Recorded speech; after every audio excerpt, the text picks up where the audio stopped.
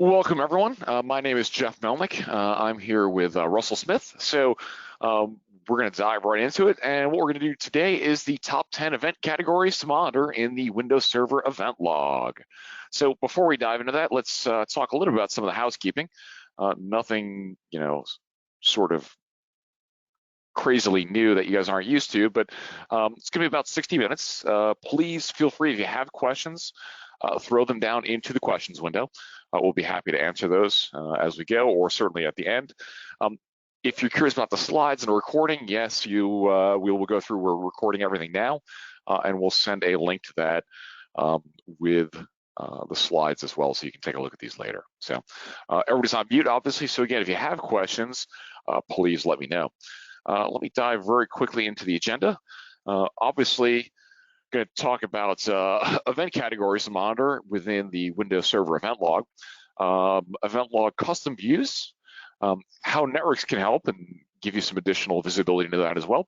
And again, we'll do some Q&A.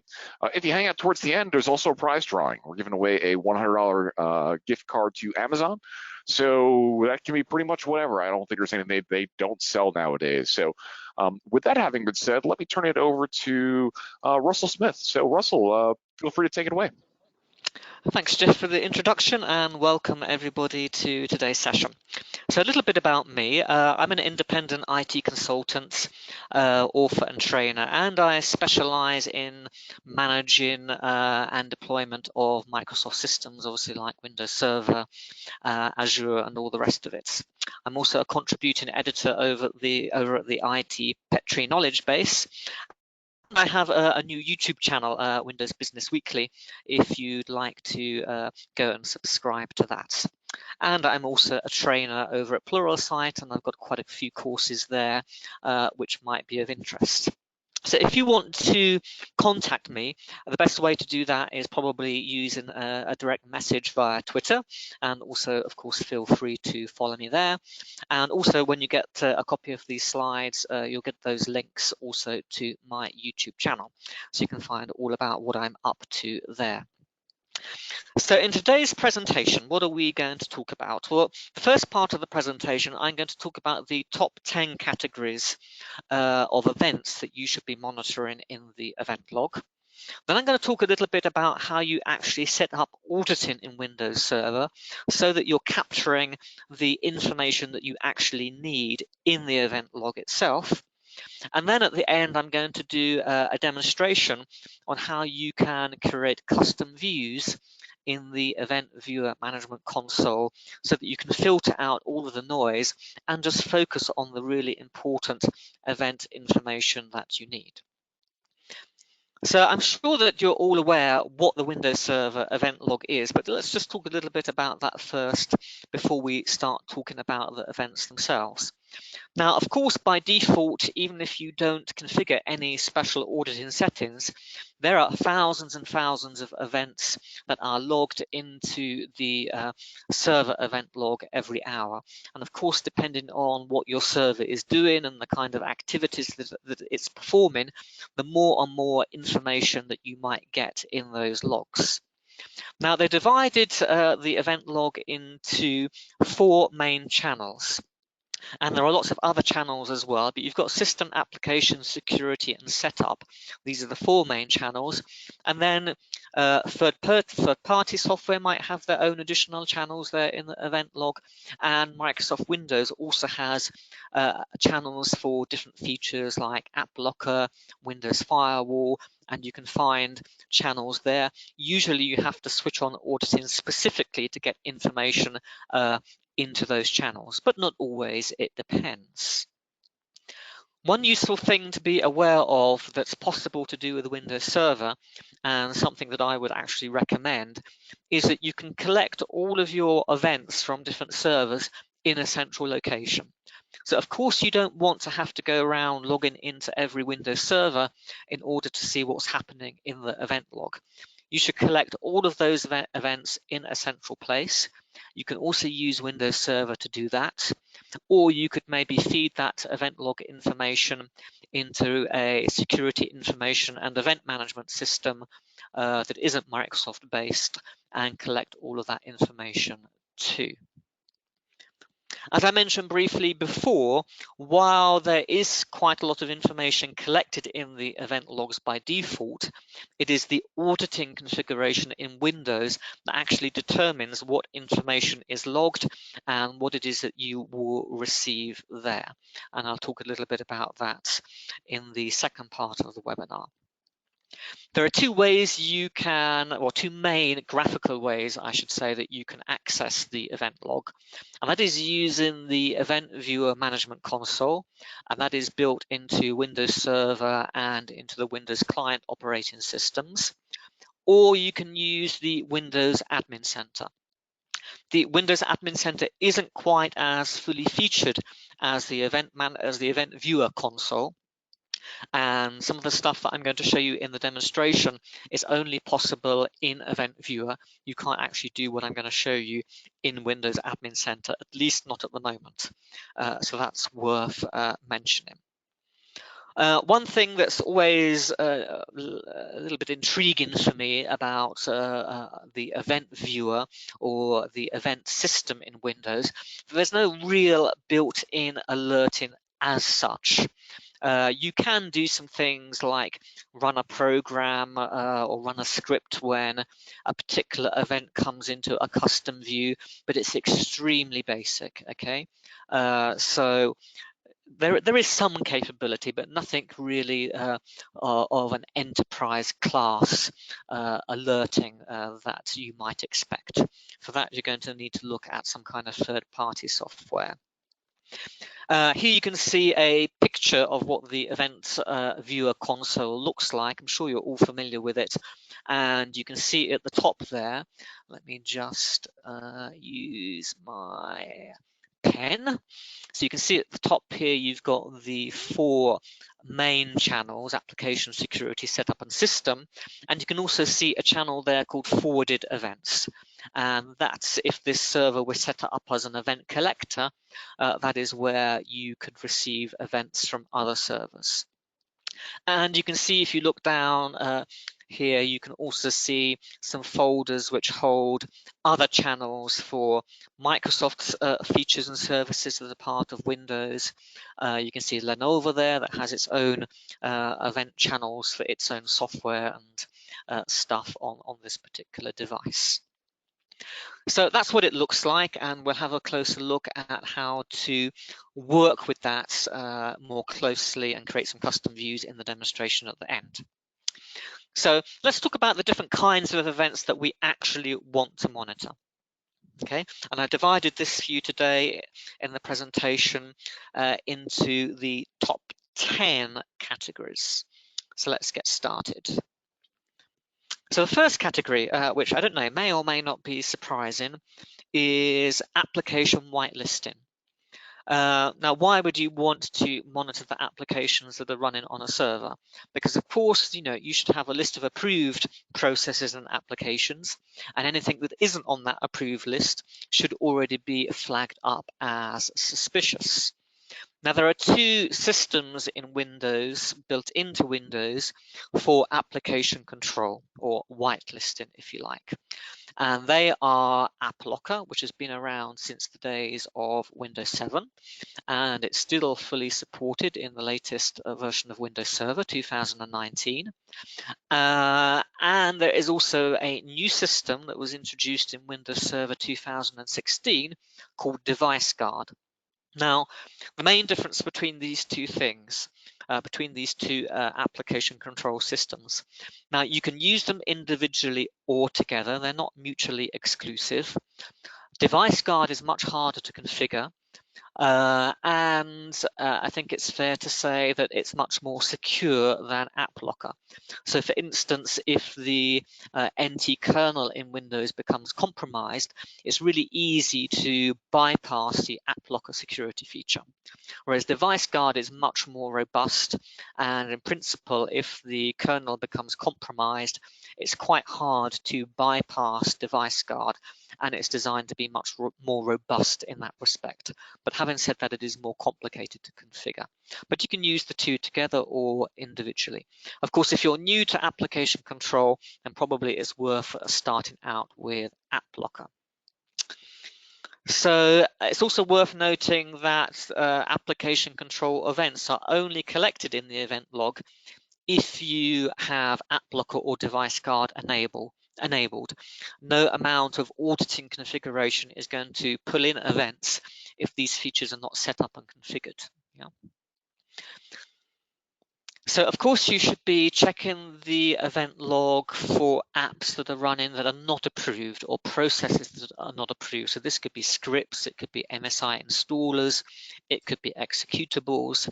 And it's also worth noting that you can run app blocker and device guard, as it happens. You can run them in report only mode. So if you don't want to enable app locker to actually block applications which are not on your whitelist because you're afraid it might affect compatibility or it might cause a problem with your server, which of course it might, so you need to be very careful when you enable something like application control, you can set it up in report only mode. So it reports into the event log that this application was run. It's not on your approved whitelist of applications, and we're just telling you about it. We're informing you in the event log, but we're not actually going to stop it and block it from running. So that's a great way to enable application whitelisting on your servers without having to do a huge amount of testing in advance. Okay. So I think that's absolutely worth looking at and worth thinking about enabling on your servers.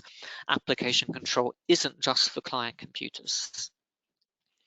Now, this one may seem a little bit more obvious that, of course, in general, event logs are not cleared under normal operation. And if the event logs are being cleared, then it might be that there's some reason for that happening. It might be that somebody has compromised your system and is trying to hide their activity. So how would you go about doing that? Well, a good way is to clear the event logs. Okay. But if you remember before, I recommended that you should collect your logs centrally on a server. And of course, this helps you to protect against the situation where somebody clears the event log on a server. Well, if you've got those events already centralized in a database somewhere else, then you can go and have a look at those events without having to, I don't know, restore the server from backup or something like this, even if that backup managed to capture the events that you're looking for.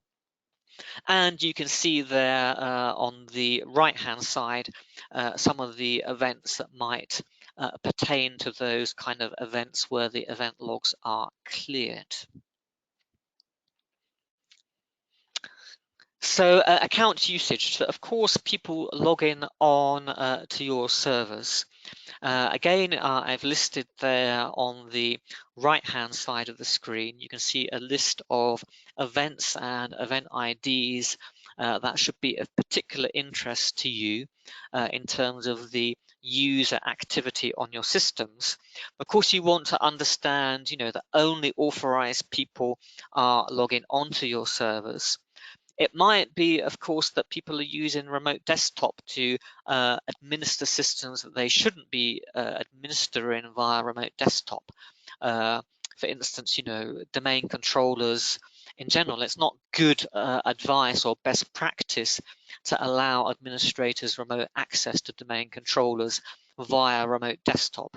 You should be using other tools like PowerShell or like the Windows Admin Center or like a management console is a much better way to actually do that.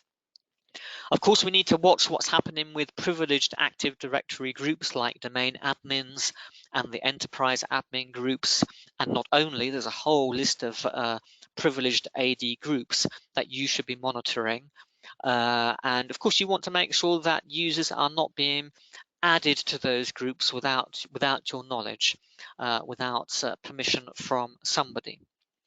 And of course, account lockouts might indicate brute force activity against your network in terms of somebody trying to guess a password to an account, which then gets locked out. So that also might, of course, indicate some kind of malicious activity. So the fourth category is also connected to account use, to malicious account use, but in a more sophisticated way. So parse the hash. So basically, what is parse the hash? So if you have somebody's password hash, you can use that hash, or sometimes it's a token if we're talking about Active Directory and Kerberos. A hash is connected with NTLM login method. Basically, you can use this to gain access to a network resource as a user, but without actually knowing that user's password. So hackers, they can, if they can't get hold of the actual password themselves, then the hash is as good as, even better maybe. So you need to be monitoring your systems.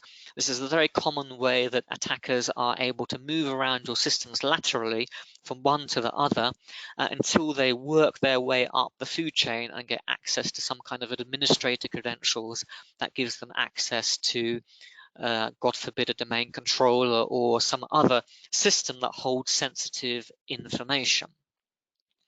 So you can see on the right of the screen there an XML query, and I'm not going to discuss it in too much detail about how it actually works, but you can have a look there and you see at the top we are basically searching the channel called forwarded events, and we're searching for a particular kind of logon type from your particular domain, and the authentication package here will be NTLM because it's past the hash and not past the token here.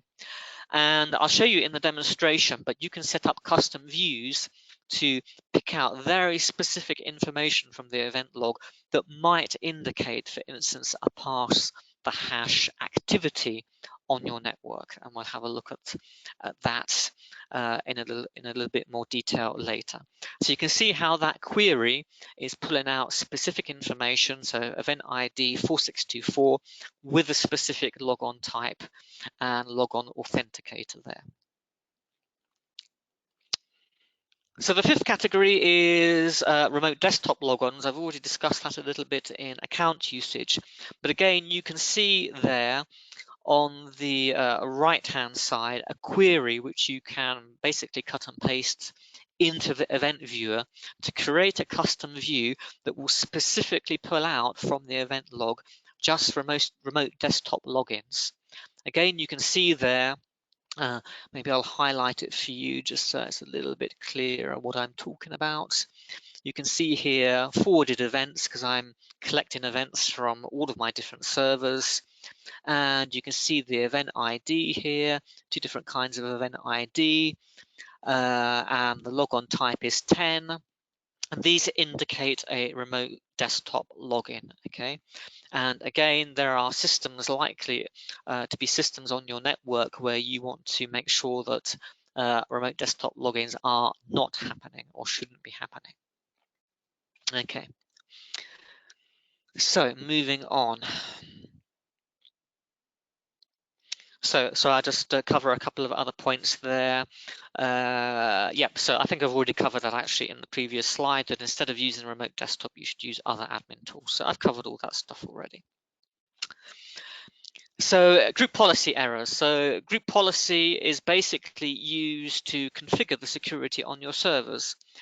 So if that policy is not being enforced, then you could consider that you might have a problem, because if it's not being enforced, that means that either somebody is maliciously trying to prevent the policy being enforced on the server so that they can enact their own configuration, or it could be something innocent. Of course, the group policy client is just failing for whatever reason, but it could also indicate something malicious happening on the network. And you can basically see here that there's a special channel within Event Viewer called Microsoft Windows Group Policy, and you can check in there to see whether these group policy objects are being applied successfully or not. Okay, so the seventh category, software. So on your servers, it may be that new software or services get installed from time to time. But this probably shouldn't be a daily event. Depending on the server and its usage, the configuration might be fairly static. But if you have a look in the event log for certain keywords like new, installed, updated, if you do a search, and you can do this with a custom view, you will basically, you're likely to show up events that could indicate that some software has been installed, or of course maybe even removed, maybe some piece of security software, and you probably want to know about that. So of course, Windows updates, it's important to understand that the updates that you're applying to your servers using whatever system, Windows Server Update Services, or System Center Configuration Manager, or whatever Microsoft has recently renamed it, you want to know that these things are actually being applied to your servers. So it's worth checking in the event logs to make sure that there's no problem with the Windows Update service and that there's no errors happening when those updates are being applied. Of course, there are also other ways to check that your servers are compliant with the latest updates, but you could also use the event log to check that information. Now, of course, the Windows Firewall is enabled by default in Windows Server, and this protects you, of course, from malicious activity on your internal trusted network. And it's just as important as your edge firewall or any other firewall that you might have segregated in your network. So of course it's important to understand, is it working? Is it switched on? Has somebody disabled it? Or maybe somebody has added rules to let through traffic to your server that shouldn't be getting through to your server, and it's important to check that that configuration is exactly as you intend it to be. Again, this is configured through group policy, so you can make sure initially that the group policy is being applied, but then you can make sure as well that the configuration isn't being changed independently of your group policy configuration. Okay, so the final category is application crashes. So of course this could be perfectly innocent, but you do want to check, and I've given you some event IDs there on the right hand side, that you might want to check. Is a particular application crashing? Is it being forced on purpose to crash? Maybe somebody is trying to terminate a process in order to do something without being noticed, without being seen, maybe a Windows service or a particular security service that you have installed. So you might monitor the event log, for blue screen of death. Did your server blue screen overnight? Windows error reporting and general application crashes and hangs. And you can see the kind of events that you might expect to see in the event log there. So they are the 10 categories. But how do you actually get that information into the event log? So there are two kinds of auditing, two levels of auditing in Windows Server. So there's what we call legacy auditing, I guess, and advanced audit policy. So advanced audit policy allows you to have really fine control over the events that you collect. And it's available in Windows Server 2008 and higher. And there's group policy support starting in 2008 R2. So you can configure it using group policy.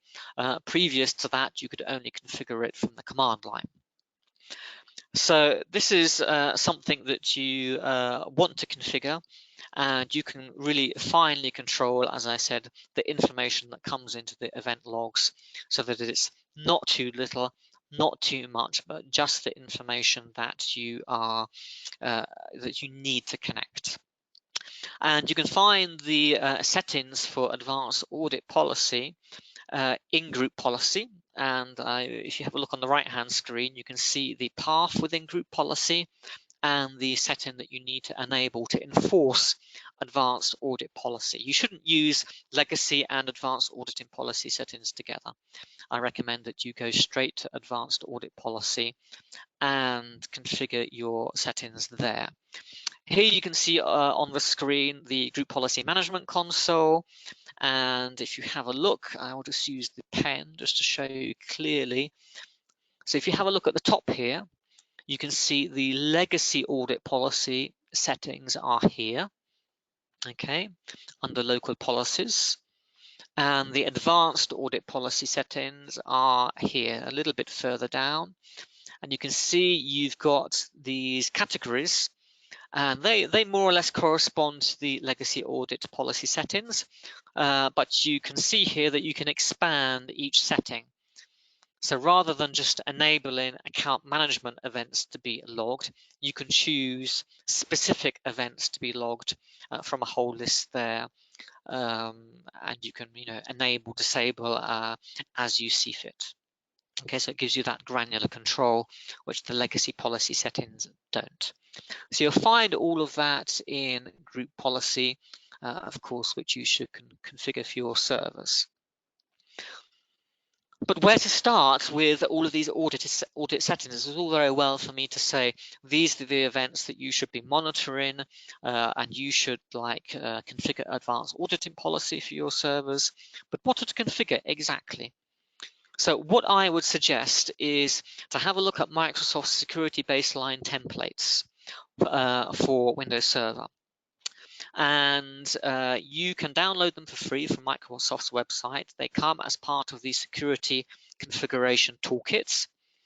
And the templates you get as a GPO object, or you get them as an Excel spreadsheet. So you can just see the settings and you can create your own group policy object and just manually put the recommended audit settings into your own group policy object, for instance.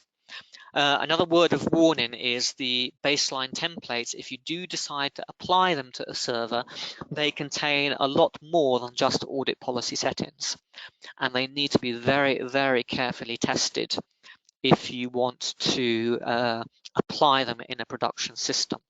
Okay, so you need to test, there are hundreds and hundreds of settings in these templates, Microsoft's recommendations, and while it's a great thing to do from a security standpoint, it can break things, okay, so be very careful with that, or just pull out those audit settings and put them into your own GPO. On the right hand side of the slide there, you can see the spreadsheet, and you can see there for the different operating systems and the different operating system functions, you can see what audit settings Microsoft recommends. So you can download that spreadsheet as part of the toolkits. Okay, so let's go into the demonstration, and I want to quickly show you how to set up custom views. So let me just switch to my virtual machine. Okay, where's my virtual machine gone? It's disappeared. Okay, it's probably timed out. I'll just open it again. Just give me 1 second. Yep, there we go.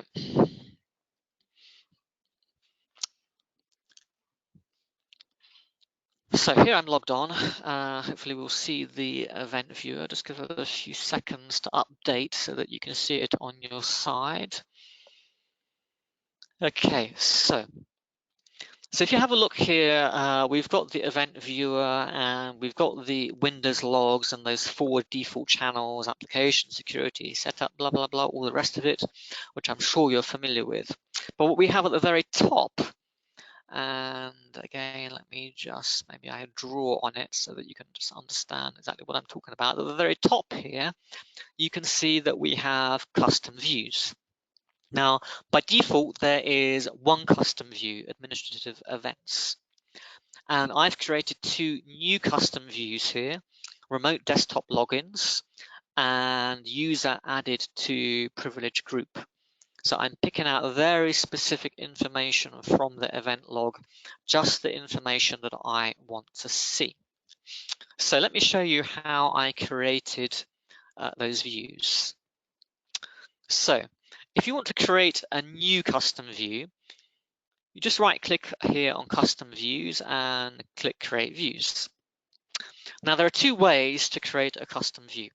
You can either manually, using the graphical user interface, specify the information that you want to collect. And if you have a look at the screen now, you can see there the Create Custom View dialog. And on the Filter tab, I can choose, for instance, the log channels that I want to collect information from. So for instance, I could just choose application here. I can choose what kind of events, what event level. Is it critical staff, errors, or do I want, more detailed information? I can collect that as well. So I can either choose by log here or by source. Here I can choose to collect just specific event IDs. If I want to be really granular, I can say just collect one or more event IDs, which I can type in here and separate by a comma. And I can be even more granular. I can select particular keywords. I can select specific users or specific computers and be as granular as I like in that view. If I swap over to the XML tab, what I've got here is basically a query list that's already populated for me, and it's basically being created from the things that I've just selected on the other tab. And the XML query list allows you to create even more complex queries that might not be possible on that filter tab that I've just shown you. Now, of course, this requires a bit of knowledge and expertise about how you would actually write these queries. But once you start, messing around with it and seeing how these XML queries are created, you can modify them manually. So if you want to, if you have a query ready to go that you just want to paste into this box, you can just click on the Edit Query Manually checkbox there, and it will tell you once you do this, you're no longer able to use the Filter tab. It's like, well, okay, but now I could manually edit this query or add some extra code to it to do something else, and that works like that. So you see here that I cannot now switch back to that Filter tab unless I undo that, and then we can go back to Filter. So now I've got my filter configured. All I need to do is press OK, and I'm just going to call this Application Events, and I'm going to put it just into the Custom Views folder there, and that's it. Okay, so now you can see application events, and you can see a whole load of errors there from this server. Of course, it's a little bit of a not very interesting filter, but just to show you how I went about doing that. So I want to show you the remote desktop logins filter. So I created this using a custom query list. So here I can edit the filter, and you can see here something very similar to what I showed you in the slides. So let me just show you a slightly bigger version of that, which I have here.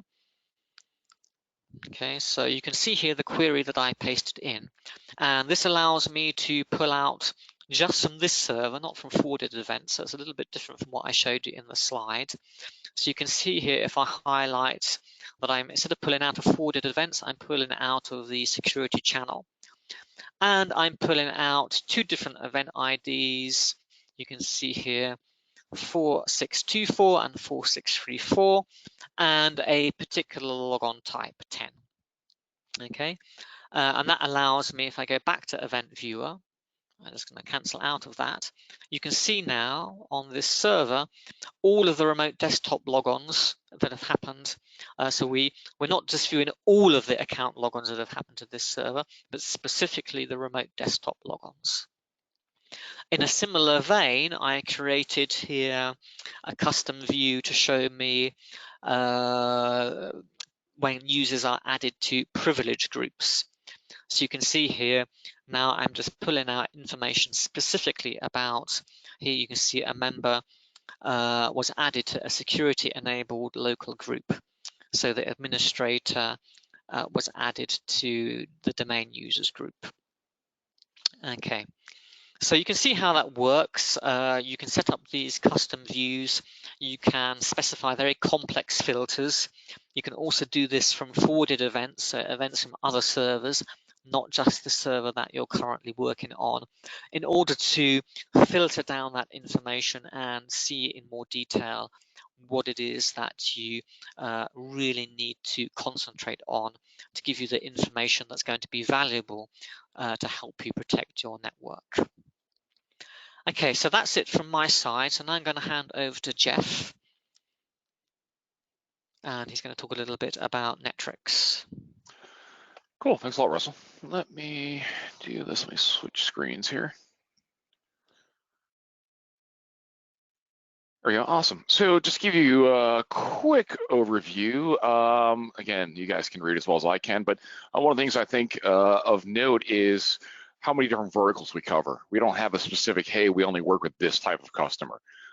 We work with customers across really all verticals, whether it be heavy industry, government, financial, healthcare. I actually do a lot of healthcare, different credit unions, et cetera, and really the gamut of sizes as well. We've done installs for clients of 20 users or 20,000 and well above that. So kind of an interesting thing as far as this need transcending really vertical and size of organization. So one of the things I'm going to cover today really is primarily Windows Server, but we can cover a variety of other platforms as well. I'll touch on a little bit with Active Directory and some of the logons and group changes, et cetera, and then mostly Windows Server. But you can see we can look at really a variety of different other changes as well. VMware, so we can see kind of the underlying infrastructure. Network devices, which is a relatively new application, was added about a year ago.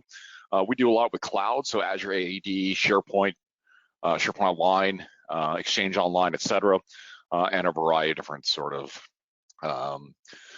data structures like NetApp, EMC, Windows files, Nutanix, which is relatively new as well.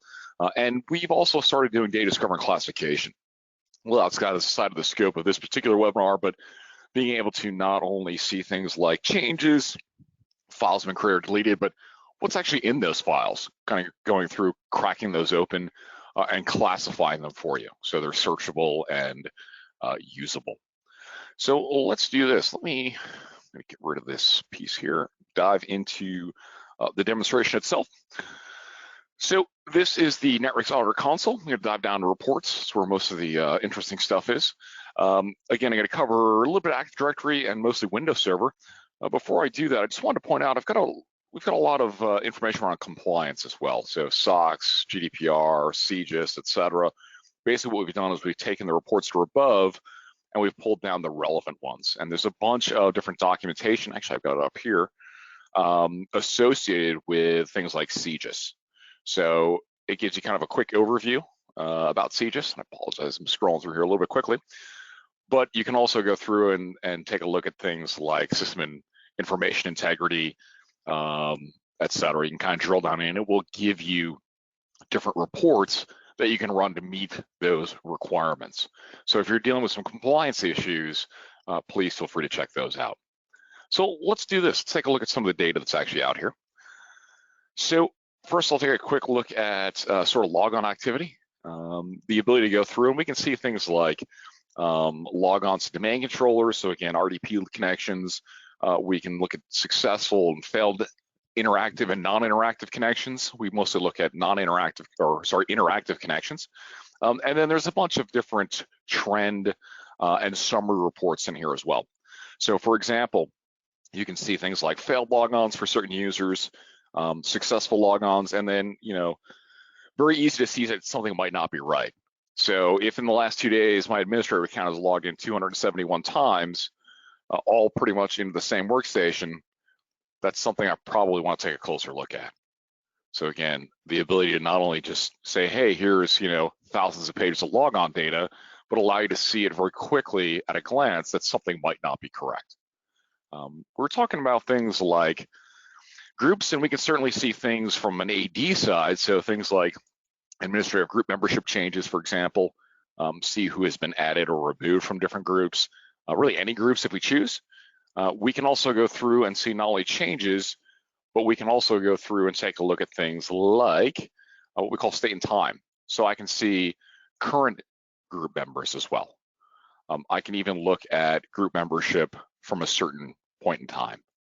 So it gives you a lot of different sort of flexibility and visibility into what's going on. So not only can we track changes, but we can also see who's currently in those groups.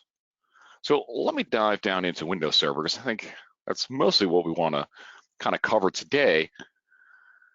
And in this particular case, I want to take a look at Windows Server. So again, there's a number of different things we're looking at, right? So audit logs being cleared.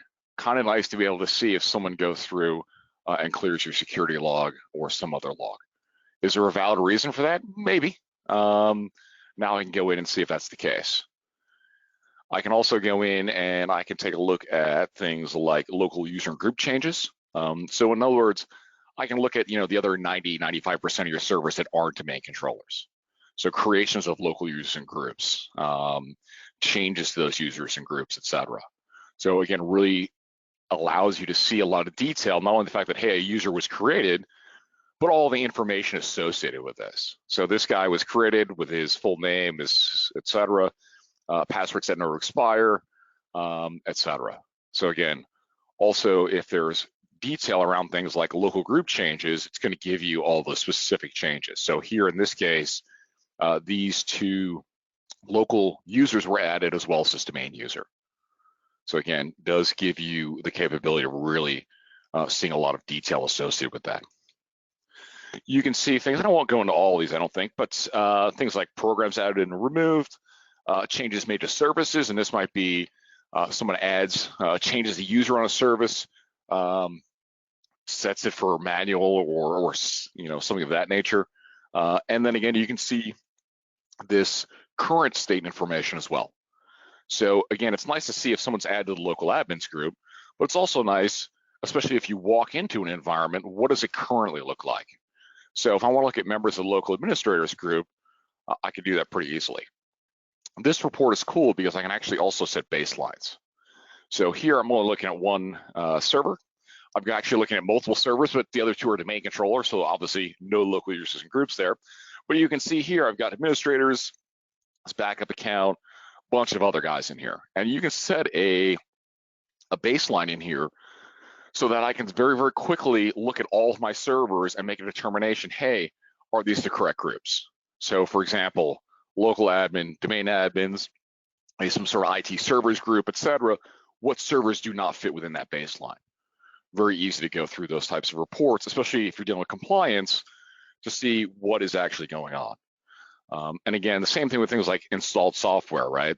It's one thing to see if software has been installed, but if it's an environment that's been around for a while, I might want to look for something in particular. So let's say I'm looking for something like, hey, is VMware tools installed in this server, for example? You can kind of wildcard these searches and it'll go out and it'll say, hey, yeah, it is. It's installed actually on a number of these different servers.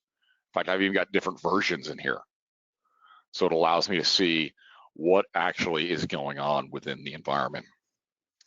You can also do things like Windows Update configuration. So I don't actually have Windows Update configured on any of my servers, as you can see. Just set locally on here, and then all of these are basically set not available. But if your environment looks like this, that's probably an issue. This is my test environment. I play around with it. I crush it occasionally.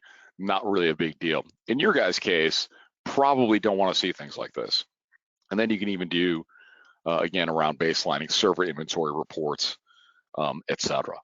And again, you can look at things like the OS version, whether or not there's antivirus. So again, a lot of different baseline reports that you can go in here. And you can even, again, sort of change these. So if I want to say, hey, you know what? It wasn't correct, but I'm going to add in now this version as well. So I can go in and take a look and say, hey, I want to add in this particular OS version. Now that'll show up as green. So again, just designed to give you a little bit more visibility. Now, one of the really cool things about this application in the Windows Server is a piece called user activity. And what user activity allows you to do is actually record user sessions. And you can sort these by the user, the machine, time and date, the application, and actually the Windows title. So you can see here, I've got a bunch of stuff here around IIS. And there's really two types of people when working with IIS. There are those who know what they're doing, and then the rest of us pretty much. So if I want to see what this person is doing, I can do that very easily. And I can see a full blow-by-blow of everything that's happened on this machine, whether it is at the console or whether I've already keyed into this box. I'll see everything that's actually going on. Gives me a lot of additional visibility and capabilities, because if I see the raw audit data, hey, that's cool, but it's a different story if I go and say, hey, well, why did this change take place?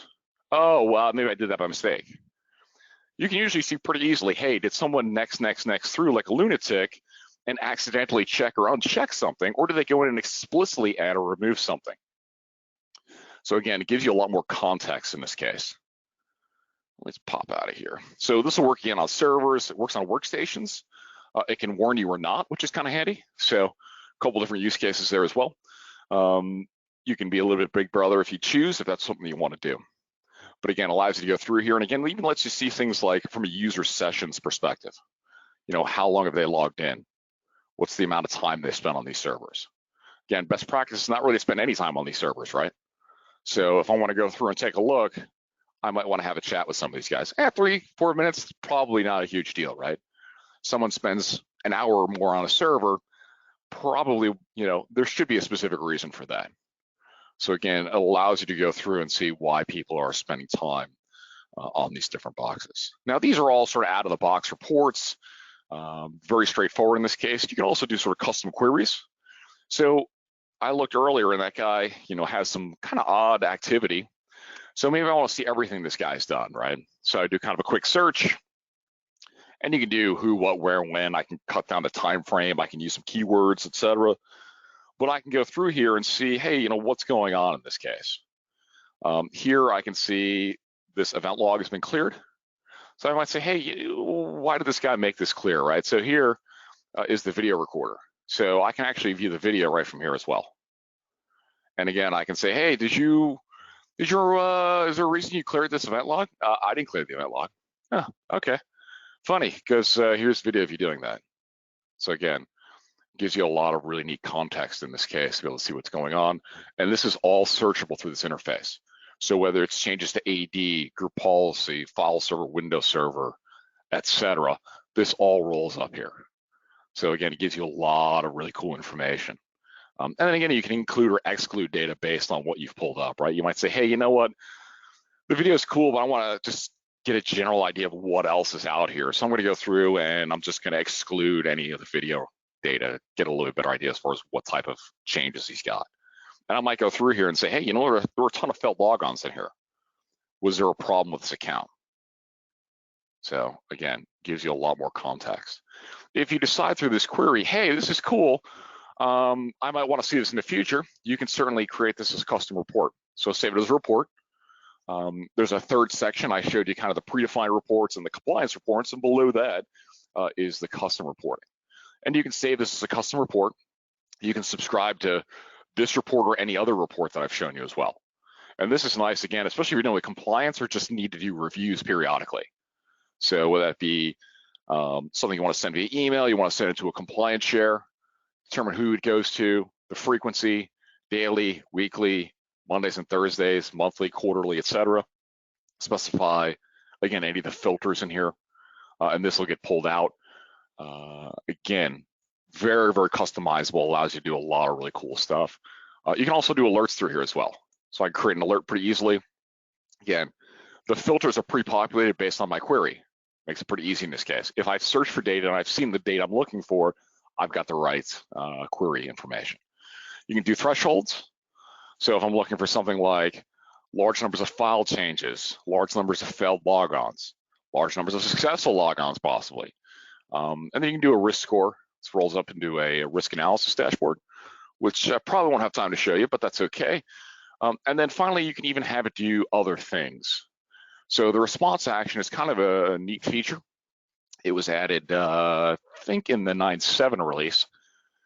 Allows you to basically have it do something else besides email you. And this can be something as simplistic as calling a PowerShell script. It can also snap into some other tools around security and orchestration or ticketing. So there's some out-of-the-box integrations we've built with Slack, with ServiceNow, etc. Again, it runs the gamut as far as how easy or complicated you want this to be, as far as letting you know, hey, something might be going on in this case. So again, gives you a lot of neat flexibility and availability. There's a bunch of other reports that I kind of wanted to show you, some trend reports, some more graphical reports, etc. Things like, hey, I want to know if more than one person is logging in to a specific endpoint, or if a specific user is logging into multiple endpoints.